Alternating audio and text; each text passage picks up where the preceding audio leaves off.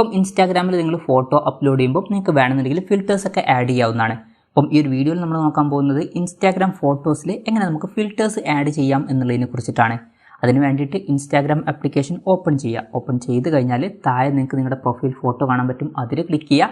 അതിൽ ക്ലിക്ക് ചെയ്യുകയാണെന്നുണ്ടെങ്കിൽ നിങ്ങളുടെ പ്രൊഫൈലിൽ നിങ്ങൾ എത്തുന്നതായിരിക്കും. അതിനുശേഷം ഇവിടെ താഴെ ഒരു പ്ലസ് ബട്ടൺ കാണാൻ പറ്റും. അതിൽ ക്ലിക്ക് ചെയ്യുക. അല്ല എന്നുണ്ടെങ്കിൽ ഇവിടെ മുകളിൽ ഒരു പ്ലസ് ബട്ടൺ കാണാൻ പറ്റും. അതിൽ ക്ലിക്ക് ചെയ്യുക. അതിൽ ക്ലിക്ക് ചെയ്തിട്ട് പോസ്റ്റ് എന്നുള്ളത് സെലക്ട് ചെയ്യുക. അത് സെലക്ട് ചെയ്താൽ നമ്മുടെ ഗാലറിയിൽ നമ്മൾ എത്തുന്നതായിരിക്കും. അതിനുശേഷം ഏത് ഫോട്ടോ ആണ് നിങ്ങൾക്ക് അപ്ലോഡ് ചെയ്യേണ്ടത് ആ ഒരു ഫോട്ടോ സെലക്ട് ചെയ്യുക. ഫോർ എക്സാമ്പിളിൽ ഞാൻ ഈ ഒരു ഫോട്ടോ സെലക്ട് ചെയ്യുകയാണ്.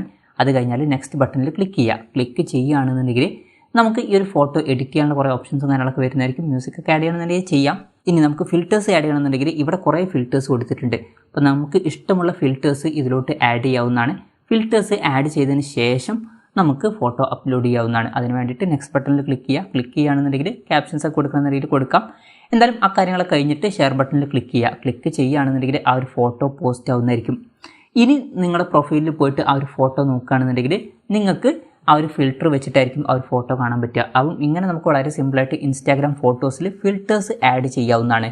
ഈ ഒരു വീഡിയോ നിങ്ങൾക്ക് യൂസ്ഫുൾ ആയി എന്ന് വിചാരിക്കുന്നു. എന്തായാലും ഈ ഒരു വീഡിയോ പറ്റിയിട്ടുള്ള നിങ്ങളുടെ ജെന്യുവൻ ആയിട്ടുള്ള അഭിപ്രായം ജസ്റ്റ് ഒന്ന് കമൻറ്റ് ചെയ്യുക. അതുപോലെ തന്നെ ഇതുപോലുള്ള വീഡിയോസ് ഇനിയും കാണാൻ താല്പര്യമുണ്ടെന്നുണ്ടെങ്കിൽ ഈ ചാനൽ സബ്സ്ക്രൈബ് ചെയ്യാവുന്നതാണ്.